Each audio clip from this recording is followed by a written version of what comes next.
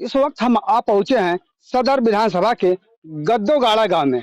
गद्दोगाड़ा गांव की अगर हम बात करें तो यह गांव बाढ़ के के समय में लबालब गंगा के पानी से भर जाता है और लोगों को कहीं अन्यत्र पनाह भी लेना पड़ता है।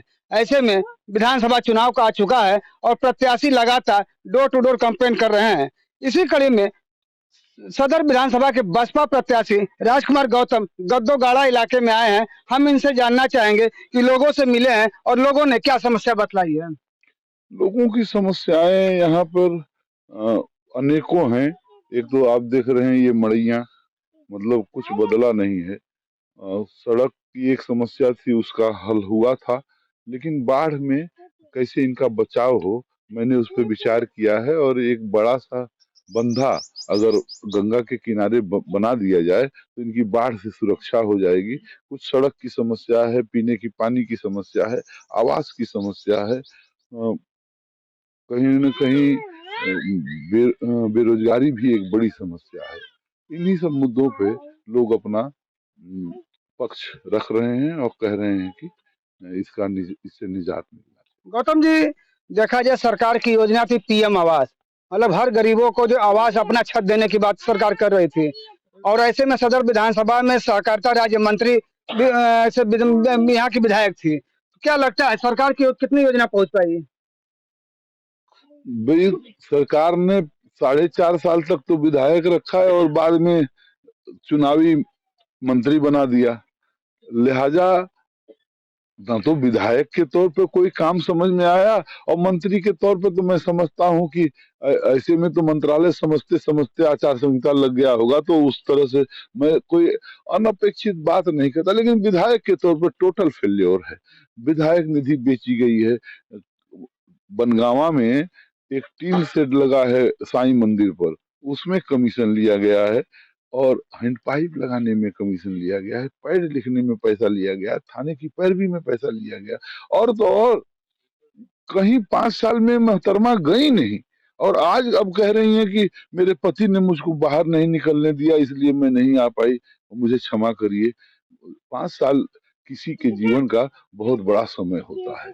गौतम जी, अगर हम बात करें, जब आप प्रत्याशी बनकर आए थे, अपने पार्टी कार्यालय पर बात कर रहे थे, तब आपने एक बात कही थी कि जब आप विधायक थे, विधायक के बाद जब दूसरा 2012 का चुनाव लड़ने जा रहे थे, तब कई माफियाओं ने जो है आपके चुनाव लड़ने में जो है कई तरह का अवरोध पैदा किए। हम जानना चाहते हैं कि आखिर वो कौन लोग थे और क्यों अवरोध पैदा किए थे।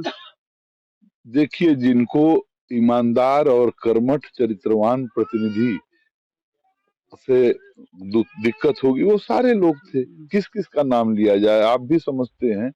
लेकिन मैं ये देख रहा हूँ कि 2007 से 12 तक जो काम मैंने किए थे, अब जनता जनार्दन उसको एडमायर कर रही है और कह रही है कि विधायक जी ने जो काम किया है, जो व्यवहार दिया है। 51 लड़कियों की शादी हम लोगों ने अपने पैसे से कराए थे 2011 में। सरकारों को उस पर सोचना पड़ा कि हम इस तरह की एक योजना ले आए, और 2017 में सरकारी फंड से कन्याओं के विवाह का एक चलन शुरू हुआ। हालांकि देखिए, उसमें भी बहुत बड़ा फर्जीवाड़ा है। फर्जी शादियां करा के पैसे ले लिए जा रहे हैं, अधिकारी बंदर बांट कर रहे हैं। योगी जी के नाक के नीचे भ्रष्टाचार है। हालांकि वो बहुत ईमानदार आदमी है, ऐसा मैंने सुना है। ऐसे में राजकुमार गौतम 2012 के चुनाव में 241 वोटों से हार का मुंह देखे थे। क्या लगता है इस बार जनता जो है किस तरह से जीत दिलाएगी? 241 वोटों की हार के बाद जब मैंने रिकाउंटिंग मांगा था, मुझे मिला नहीं। उच्च न्यायालय में भी गया था, लेकिन सरकार, और चूंकि जिनकी विजय मुझसे हुई थी वो विजय मिश्रा जी मंत्री भी थे, तो बहुत लीपापोती करने के बाद उन चीजों को निपटाया गया। लेकिन अब वो मुकदमा मैं फिर से जनता की अदालत में लेके आया हूँ, और जनता इस बार 2012 का बदला लेने के मूड में दिख रही है। कि जो निश्चित रूप से मैं मानता हूं कि वो अगर मुझे चुनाव न हराया गया होता तो 10 साल में काफी काम हुए होते, और कम से कम गाजीपुर सदर की तस्वीर तो बदलती ही। व्यापार बदलता, किसान की स्थिति बदलती, नौजवान की स्थिति बदलती, शिक्षा की स्थिति बदलती, और बहुत सारे इंफ्रास्ट्रक्चर के काम होते। ये इस धरती पर सोना पैदा किया जा सकता है, लेकिन जनप्रतिनिधियों को दिखता ही नहीं। मैं क्या। समाजवादी पार्टी का ये आरोप है बसपा पर कि इनका ये कहना है कि बसपा जो है भाजपा की बी टीम बनकर जो है चुनाव लड़ रही है और समाजवादी पार्टी के चुनाव पे प्रत्याशी को जो प्रभावित करने का काम कर रही है। समाजवादी पार्टी लड़ाई में कहीं है नहीं, इसलिए वो बार बार हमसे आरोप लगा के लड़ाई में आना चाहते हैं। बी टीम और सी टीम आप खुद देख लीजिए, गाजीपुर में बसपा 6 जगह पर नाकों चने चबवा रही है पार्टियों को। बी टीम को कोई पसंद करता है? कि अगर भारतीय जनता पार्टी की बी टीम होती तो हमें कोई पसंद करता? गाजीपुर में मैं उम्मीद करता हूं कि न 6 तो 4-5 सीटें तो अवश्य हम जीत के जा रहे हैं, और मैं तो कहता हूं कि आने वाले दिनों में सरकार में हम लोग रहेंगे।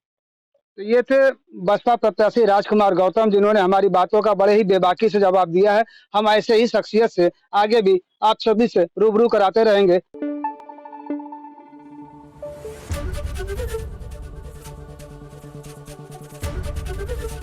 एबीपी गंगा, खबर आपकी, जुबान आपकी।